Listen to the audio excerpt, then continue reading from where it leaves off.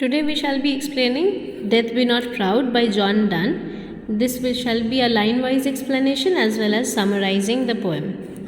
Now coming to the poet John Donne, he was an English poet, scholar, soldier and Anglican cleric born into a Roman Catholic family, and therefore his works have a touch of religiousness, which we shall see in this poem also. He was one of the metaphysical poets and the greatest love poet in English language. His poetic works are noted for their metaphorical and sensual style. He wrote many volumes of work, among which is the Holy Sonnets, which he wrote around the time of his wife's death, probably in 1617, and among that, one of which is the Holy Sonnet number 10, which is Death Be Not Proud. The theme of which is that death is unable to corrupt the eternal soul. The poet debunks the belief that death is a victor, explaining that it cannot kill him, it can merely rest his weary body and free his soul to heaven. Now the first quatrain or the first stanza, which we can say, the first 4 lines: Death, be not proud, though some have called thee mighty and dreadful, for thou art not so. For those whom thou thinkest, thou dost overthrow. Die not, poor death, nor yet canst thou kill me. So death, don't be proud, don't be too busy in your thoughts, in your misconception that you are dreadful, you are mighty, you are the mighty, because your power is nothing. You are powerless, for you are not so.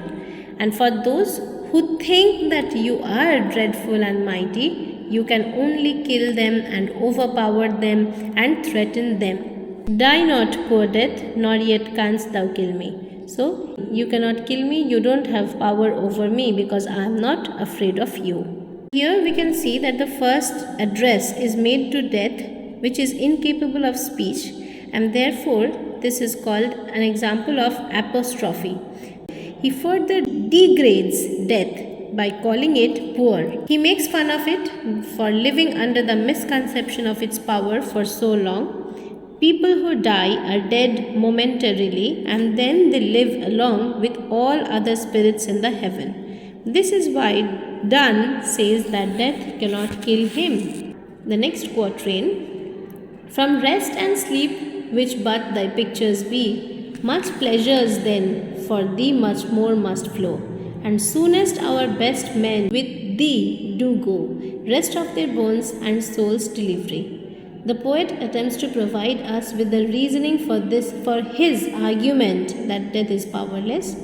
If we derive pleasure from rest and sleep, then we must derive even more pleasure from death itself, because rest and peace are pale imitations of death and just are euphemisms of death. As a harsh word, sleep is a short form of death and nothing else. Those people who die young are loved by the gods the most. When death perishes their bodies, they have peace and rest, which they do not enjoy in life, in this earthly life, due to hard work, pain and sufferings. After death, the bones get rest and the souls become free and immortal. So death actually gives birth to the soul, which earlier was encaged in our body. Therefore, we should not fear death, as it is not fearful and terrible. Coming to the next one: Thou art slave to fate, chance, kings and desperate men, and dost with poison, war and sickness dwell, and poppy or charms can make us sleep as well. And better than thy stroke, why swellst thou then? So here he uses a much stronger and harsher tone to humiliate death, and he taunts it by saying that death has to seek the help of some external feature or function, and without which it cannot function. It is a captive or a slave to power of fate, chance, monarchs, desperate men, and is merely a poor submissive slave who is driven by rich people and rulers. Poppy and charms. Poppy symbolizes opium or any sort of narcotics, drugs, and charms symbolize magic spells. So sleep is brought equally efficiently by both of these and work as efficiently at lulling people to sleep as death itself can. Death has low companions, mean, lowly companions like poison, war, and sickness, which are destructive. So, they are agents through which death has to function or work upon. The poet questions death as to why then it swells up with pride. Why such an inflated ego when it is humbled to a weakling? And therefore, the last concluding couplet: one short sleep past, we wake eternally, and death shall be no more. Death, thou shalt die. The final couplet speaks of the death as brief sleep, since after a person dies, he will awaken and continue living eternally, free of death, beyond the power and grasp of death. The speaker will awaken from death as if from sleep and never again experience the dying process. Thus, the poem ends on a paradox that death itself kills itself, for it can kill a mortal only once and will remain dysfunctional for the rest of it. The theme of the poem is it shows the power of man over death. Though man is mortal, he is still superior to death. He is a slave, for death is a slave to its inducing agents.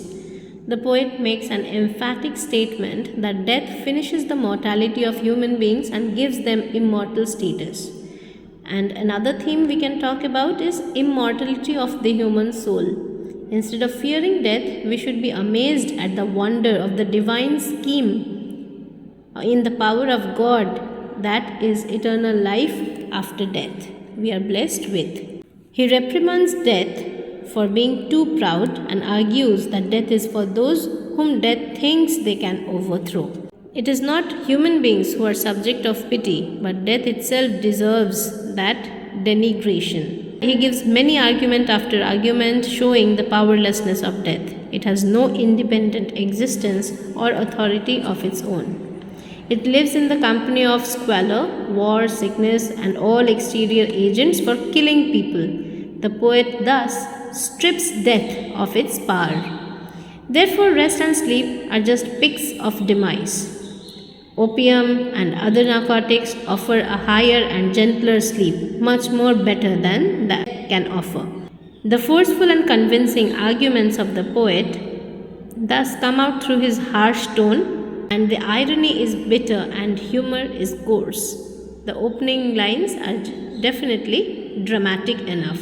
It's a sonnet of 14 lines and it follows the structure of a Shakespearean sonnet, whereas in rhyme scheme it follows the pattern of a Petrarchan or Italian sonnet. About the poem, some more details. Death Be Not Proud was first published posthumously in 1633, that is after his death, and it is one of the 19 sonnets that comprise Donne's holy sonnets or divine meditations. It is an argument against the power of death and warns death against the pride in power it has for itself. The main focus is to underline the immortality of the soul, and he wants us to realize that there is life beyond this life. He deconstructs the conventional image of death as a formidable ruler. Death should not be proud of itself because it is neither frightening nor strong and has no control over immortal souls. It wants us to look at the wonderful power of God, that we wake eternally from death-induced sleep. Rest and sleep are thus merely euphemisms for death. The soul awakens to live eternally and becomes immortal. Ultimately, death itself dies. Donne thus lowers death and claims that it is not frightening or overpowering in any manner, highlighting death's false pride and its shortcomings. The poet pities it for its powerlessness and vulnerability, debunking the belief that death is a victor because it cannot kill the immortal soul and it can just merely rest the very body which is physical and mortal. And the best men die young because they are blessed by the God the most and loved by the gods the most, for they can achieve rest from the realms and their souls are liberated from this very world. Death should be thus treated more like a welcome friend and not as an agent of terror.